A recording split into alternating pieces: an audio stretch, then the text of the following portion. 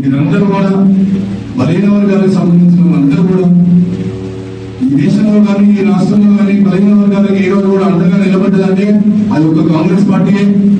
Congress party మాత్రమే బలహీన వర్గాలకు న్యాయం చేయగలుగుతుందన్న విషయాన్ని మీరు గుర్తుపెట్టుకుని మీ చుట్టుపక్కల ఉన్న మీ మిత్రులకి, సహోదరులకి, స్నేహితులకి, మీ శ్రేయోభిలాషులందరికీ తెలియజేసి వారందరూ కూడా ఐక్యంగా అన్ని కులాలు ఐక్యంగా ఉండి కాంగ్రెస్ పార్టీకి వారందరూ మద్దతు పలికే విధంగా మీరందరూ కృషి చేస్తారని చెప్పి నేను అనుకుంటున్నాను. పదకొండున్నర పార్లమెంట్ పరిధిలో చాలా గ్రామ శాఖల దాకా కూడా ఈ బూత్ కమిటీ వేయడం జరిగింది. మరి నగర్కి సంబంధించిన బూత్ కమిటీలో కొన్ని లోపాలు ఉన్నాయని చెప్పి అవి ఇంకా పూర్తి కాలేదని చెప్పి నిన్న ముఖ్యమంత్రి గారి దగ్గర జరిగిన సమీక్షా సమావేశంలో చెప్పడం జరిగింది. ఆ బాధ్యత కూడా నేను తీసుకుంటా. ఆ బూత్ కమిటీలు అన్నింటినీ కూడా ఫిల్ చేయడంలో మీరు అందరూ నాకు సహకరించాలని చెప్పి మీ అందరికీ సభాముఖంగా విజ్ఞప్తి చేస్తున్నాం. అదేవిధంగా బీసీల సమస్యల విషయానికి వస్తే నేనే రాష్ట్ర కాంగ్రెస్ పోలీస్ డిపార్ట్మెంట్ అధ్యక్షుడు కూడా రేపొద్దున బీసీ ఫైనాన్స్ కార్పొరేషన్ చైర్మన్ కూడా పోతున్నా.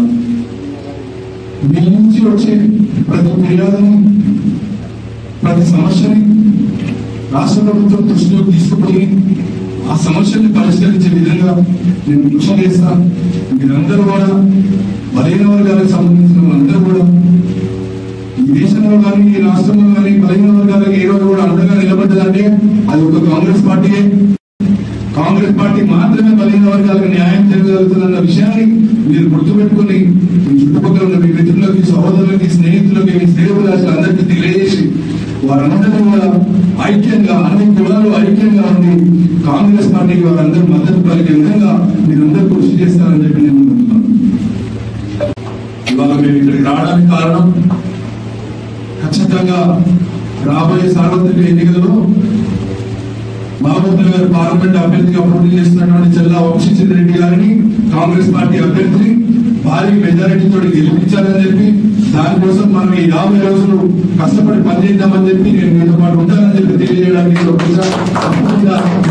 మీరందరూ సహకారం ఉండాలని చెప్పి మరొకసారి సమావేశంగా